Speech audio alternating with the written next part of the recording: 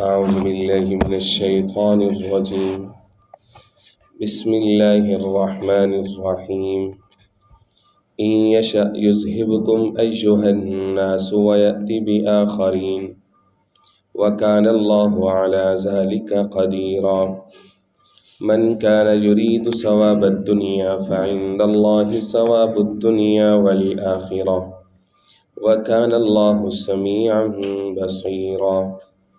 آمنت بالله صدق اللہ العظیم. بر انتہائی واجب الاحترام، قابل صد احترام بزرگوں، بھائی اور نوجوان ساتھیوں، آج کے درس میں قرآن مجید کتاب حکمت کی سورہ نمبر 4 سورۃ النساء کی 2 آیات مبارکہ، آیت نمبر 133 اور آیت نمبر 134، یہ شامل ہے ماقبل میں زوجین کو آپس میں صلح کا حکم دیا گیا، اور اس کے ساتھ ساتھ ایک دوسرے کو یہ حکم دیا گیا کہ بھائی ایک دوسرے کے حقوق کی پرواہ کریں، عدل کریں، ظلم نہ کریں، حسن سلوک کریں۔ اس کے بعد پھر یہ آپشن دی گئی آیت نمبر 130 کے اندر کہ بھائی اگر دونوں کے بیچ میں ہر وقت کی کھٹ پٹ ہے، مزاج نہیں مل رہے اور دونوں کا رجحان ایک دوسرے کی طرف نہیں ہو رہا، تو ظاہر ہے کہ شریعت نے ایک چیز رکھی ہے، جدائی ہو سکتی ہے دونوں کے بیچ میں۔ یہ ہندو مت کی طرح ہمیشہ کا بندھن نہیں ہے، یہ جس طرح سے اہل کتاب نے اپنے اوپر ایک چیز کو لاد لیا کہ بھئی جب نکاح ہو گئے ایک دفعہ تو اب مرنے تک، موت تک، اب ہمیشہ کے لیے ایک دوسرے کا ساتھ دینا ہی دینا ہے۔ بھئی کوئی ضروری نہیں ہے، نیچرل بات ہے کہ لوگوں کا مزاج آپس میں نہیں ملتا، اگرچہ کہا یہ گیا ہے کہ مزاج نہیں بھی ملتا تب بھی آپ قربانی دیں، اللہ کی رضا کے لیے اس رشتوں کو نبھائیں، لوگوں کے لیے اچھی مثال بنائیں، کیونکہ جب ٹوٹے گا تو صرف آپ آپس میں ایک دوسرے کی زوجیت سے محروم نہیں ہوں گے، بلکہ کئی سارے اور رشتے بھی ایسے ہیں جو کہ ختم ہو جائیں گے۔ فرمایا گیا کہ بھئی ٹھیک ہے، جدائی اگر ہو جاتی ہے، یغنی اللہ کل من سعت، تو اللہ اپنی طرف سے غنی فرما دیں گے۔ اب وہ جو غنی کر دیں گے اس کی تفسیر ان آیات کے اندر آ رہی ہے کہ مرد کو اللہ رب العزت کوئی اور اچھا رشتہ عنایت فرما دیں گے، اگر اس کی نیت یہی تھی کہ ٹھیک ہے میری کوئی ایسی بیوی ہو کہ جس کی طرف میرا رجحان ہو اور وہ اللہ کی حد کو کراس نہیں کرنا چاہتا، تقوی اختیار کرنا چاہتے ہیں، چنانچہ ہزاروں متعدد ایسے واقعات ہوتے ہیں اللہ رب العزت مرد کو ایسی کوئی اور اچھی عورت کے ساتھ نواز دیتے ہیں۔ اسی طرح سے فرمایا کہ عورت کے لیے رب العزت نے ہو سکتا ہے کوئی اور اچھے خامند کا بندوبست کیا ہو، اس کے بھی ہزاروں واقعات ہوتے ہیں، کئی سارے خاندان ٹوٹتے ہیں، میاں بیوی کی جدائی ہوتی ہے، لیکن یہ ہے کہ بعد میں جو ان کا اگلا رشتہ ہوتا ہے وہ بہت سکسیسفل ہوتا ہے، خوشیوں سے بھرپور ہوتا ہے۔ تو فرمایا یغنی اللہ کل من سعت، یہ اللہ کا فضل ہے کہ اللہ رب العزت اس طرح کے فیصلے اگر کسی کے حق میں فرما دے تو فرمایا کہ یہ اللہ کا فضل ہوتا ہے، اللہ کی ذات غنی کرنے والی ہے۔ یہاں پہ جو غنی کی صفت اللہ رب العزت نے اپنے لیے استعمال فرمائی ہے وہ 2 جگہ پہ، آیت نمبر 130 کے اندر بھی فرمایا یغنی اللہ غنی ہے، آیت نمبر 131 کو جو کلوز کیا جا رہا ہے اس میں پھر فرمایا وکان اللہ غنیا حمیدا، اللہ غنی ہے۔ پھر آیت نمبر 132 کے آخر میں فرمایا وکفیٰ باللہ وکیلا، اللہ وکیل ہے۔ یعنی ظاہر ہے کہ جب 2 خاندان ٹوٹیں گے تو اب ان کو سب سے بڑی فکر اس بات کی ہونی چاہیے کہ ہمارا وکیل کون ہے، کہ دوبارہ سے ہمارا کوئی بندھن جڑ سکے، ہمارے لیے کوئی اچھا فیصلہ ہو سکے، ہم اپنی زندگی عفت اور پاک دامنی کے ساتھ گزار سکیں۔ تو جس طرح سے قرآن مجید کی دیگر آیات میں آتا ہے کہ بہترین طریقہ یہ ہے کہ اللہ رب العزت کو اپنا وکیل بنائیں، جیسا کہ وہ وظیفہ بھی مشکل وقت میں سکھایا جاتا ہے یا لوگوں کو آتا ہوتا ہے، حسبی اللہ و نعم الوکیل نعم المولا و نعم النصیر، یا حسبنا اللہ و نعم الوکیل نعم المولا و نعم النصیر۔ کڑا وقت ہوتا ہے، آسان نہیں ہوتا، جب کوئی رشتہ ٹوٹتا ہے تو انسان کی جو تکلیف ہوتی ہے وہ صرف وہی شخص جان سکتا ہے کہ جس کے ساتھ وہ ہوا ہوتا ہے، کوئی اور شخص اس تکلیف کو برداشت نہیں کر سکتا۔ لوگ تسلی یا سہارا تو دے رہے ہوتے ہیں، اپنا ایک فریضہ ادا کر رہے ہوتے ہیں، لیکن وہ شخص اندر سے کتنا ٹوٹا ہوا ہوتا ہے۔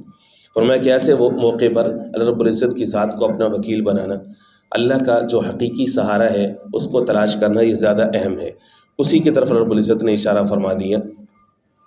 وکفیٰ باللہ وکیلا۔ پہلے 3 جگہوں پر یہ فرمایا وللہ ما فی السماوات و ما فی الارض، جو کچھ آسمانوں و زمینوں میں اللہ کا قبضہ ہے، جو کچھ ہو رہا ہے وہ اللہ کے قبضہ و قدرت سے ہو رہا ہے۔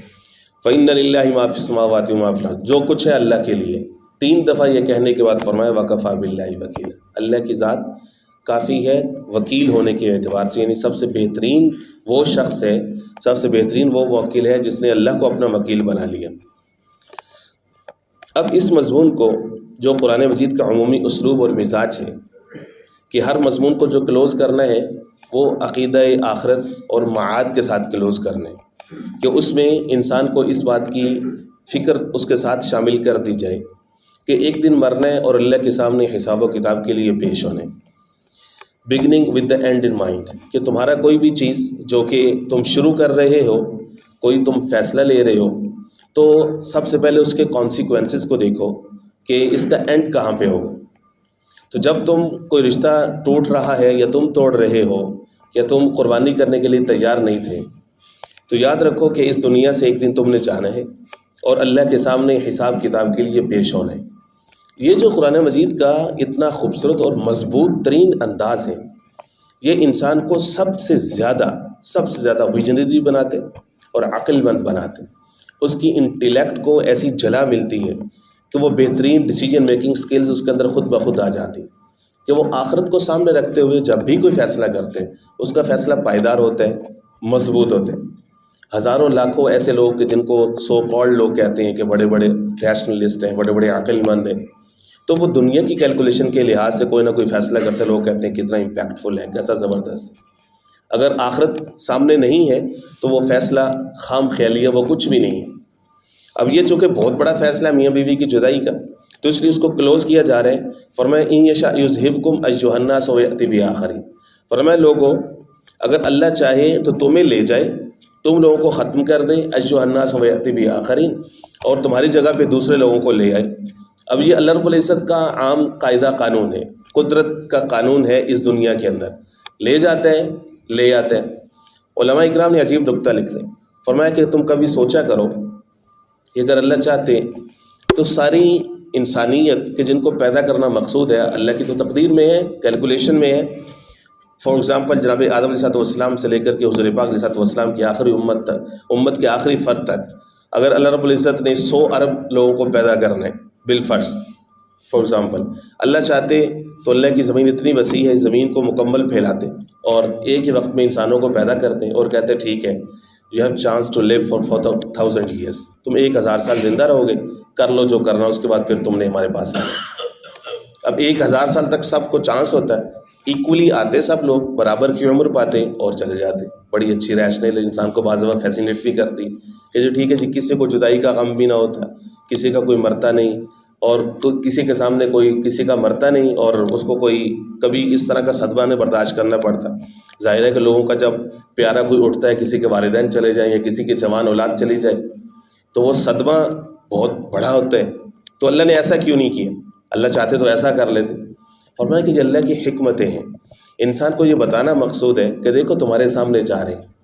تم اپنے آپ کو سیدھا کرو. انسانوں کے لیے کوئی محاسبے کے لیے، کوئی فکر مندی کے لیے کوئی چیز ہی نہ ہوتی. اللہ نے فرمایا جس طرح آج یہ چلا گیا، کل یہ چلا گیا، ایک دن اس نے بھی جانا ہے، ایک دن تم بھی چلے جاؤ گے. فرمایا کہ یہ ایک پروسیس بتانے کے لیے اللہ رب العزت کی یہ جو قاعدہ قانون ہے، یہ اس کی بیوٹی ہے، اس کی خوبصورتی ہے کہ اس میں انسان کے لیے پورا ریفلیکشن کا سامان موجود ہے. مائنڈ فلنس ہے اس کے اندر، بہت زیادہ عقل پسندی ہے اس کے اندر. فرمایا اگر اللہ چاہے تو لوگوں تمہیں لے جائے ویأتی بآخرین. قرآن مجید کے اندر یہ مضمون مختلف انداز میں اور جگہ پر بھی موجود ہے. مثال کے طور پر اس سے آگے سورۃ المائدہ آ رہی ہے، پارہ نمبر 6 کے اندر، اس کے نمبر جو 55 ہے 55، اس کے اندر اللہ فرماتے ہیں یا ایھا الذین آمنوا، اے ایمان والو، من یرتد منکم عن دینہ، جو بھی اللہ کے احکام سے مرتد ہو جائے گا، پیچھے ہٹ جائے گا، اسٹیپ بیک کر لے گا، من یرتد منکم عن دینہ فسوف یأتی اللہ بقوم، تو اللہ تمہیں ختم کر دیں گے، تمہاری جگہ پہ ایسی قوم لے آئیں گے کہ جو اللہ سے محبت کرتے ہو، اللہ کے دین سے محبت کرتے ہیں، جو اس کو پسند کرتے ہو. تو اللہ چاہیں تو اللہ اس پر قادر ہے، اللہ ایسا کرتے بھی ہیں. سابقہ جو اقوام تھی، سابقہ جو امتیں تھیں، ان میں تو فریکوینٹلی یہ پریکٹس موجود تھی، اللہ کی سنت موجود تھی کہ جیسے ہی اللہ کے انبیاء نے کوئی گو اہڈ دیا ہے، کسی کے لیے کوئی بات دعا کی ہے یا اپنے تھکنے کی طرف اشارہ کی ہے، جناب نوح علیہ السلام کی مثال سامنے، انی دعوت قومی لیلا و نہارا، اے اللہ میں نے دن کو ان کو بلایا تیری طرف، میں نے رات کو تیری طرف دعوت دی، اور میں ان کی طرف بلند آواز سے، میں ان کی طرف آہستہ آواز سے، میں کسی نہ کسی بہانے سے ہر وقت ان کو تیری طرف بلاتا رہا، لیکن یہ اپنے کانوں میں انگلیاں ڈالتے تھے، وَاسْتَغْشَوْا ثِيَابَهُمْ، اپنے کپڑوں کو جھاڑتے تھے، وَأَسَرُّوا وَاسْتَكْبَرُوا اسْتِكْبَارًا، اور تکبر کے ساتھ بڑبڑاتے ہوئے میری مجلس کو چھوڑ کر کے چلے جایا کرتے تھے، میری اس طرح سے ڈس رسپیکٹ کرتے تھے یہ لوگ۔ پھر اللہ نے فرمایا کہ اللہ کے نبی علیہ السلام نے فرمایا، جناب نوح علیہ السلام نے، اے اللہ میں ان کو تیرے طرف بلاتا تھا، یہ میری طرف یہ میرے پیچھے اونچی اونچی آوازیں کستے تھے اور کہتے تھے لوگوں لا تذرن ودا ولا سواع، تم اپنے ود، سواع، یغوث، یعوق، نصر جو 5 بت ہیں تم ان کو نہ چھوڑنا، یہ تمہیں اللہ کی طرف بلا رہے ہیں، تو اس لیے اتنا شور ڈالو کہ اس کی آواز تمہارے کانوں میں نہ پڑے، تم اپنے بتوں کو بلاؤ۔ جب اس حد تک انہوں نے جناب نوح علیہ السلام کی ڈس رسپیکٹ کی، توہین کی، اللہ کے کلام کو، اللہ کے حکم کو، اللہ کی دعوت کو اس طرح سے انہوں نے اپنی طرف سے جو ہے وہ دھتکارا اور اس سے جان چھڑوانے کی کوشش کی۔ جناب نوح علیہ السلام کے الفاظ سنیں، اتنے سخت الفاظ اللہ کے کسی پیغمبر اور نبی کی زبان سے آپ کو پورے قرآن مجید میں نہیں ملیں گے، جتنے سخت نوح علیہ السلام کے الفاظ ہیں کہ فرما رہے ہیں لا تذرن، اے اللہ تم ایسا کرو کہ زمین کے اوپر کسی کافر کو زندہ ہی نہ چھوڑو، اور اس حد تک کہ ان کی نسلوں کے لیے بد دعا کر دی کہ اللہ جب تک یہ زندہ رہیں گے یہ آگے سے ایسے ہی فاسق اور فاجر پیدا کرتے رہیں گے، اللہ ان کی نسلوں سے بھی مجھے کوئی امید نہیں۔ نوح علیہ السلام کی یہ سورہ نوح پارہ نمبر 29 کے اندر یہ موجود ہے۔ تو فرمایا کہ اگر تمہیں اللہ کا دین قبول نہیں ہے، اگر تم اللہ کی دعوت سے بھاگتے ہو، اللہ کی طرف آنے کو اپنے لیے تکلیف کا سبب سمجھتے ہو، تم یہ سمجھتے ہو کہ پتہ نہیں معاملے کیا مشقت ڈال دی ہے، کیا شریعت ہے، کیا دین ہے، اس کی جتنی ایسی چیزیں ہیں جو ہمارے مزاج کے خلاف ہیں تو ہم تو ان کو نہیں مانتے۔ لوگوں کا یہ عام مزاج ہے، لوگ دین کے اوپر چلنا نہیں چاہتے، اللہ اور اس کے رسول کے احکام کے اوپر چلنا نہیں چاہتے، محبت کا دعویٰ ضرور کرتے ہیں، حکم نہیں مانتے۔ کوشش یہ ہوتی ہے کہ دین کا ہر حکم ہمارے مزاج کے تابع ہو جائے، نہ یہ کہ ہم اپنے مزاج کو دین کے مطابق ڈھال لیں۔ عمومی طور پر ہم میں سے اگر میں محتاط بھی کہوں تو 90% لوگوں کا یہی حال ہے، اس میں عوام بھی شامل ہے، خواص بھی شامل ہے، جذباتی ٹائپ کے مسلمان ہیں، اور دین کے کسی بھی حکم کی کوشش یہ ہوتی ہے کہ ایسی تشریح مل جائے،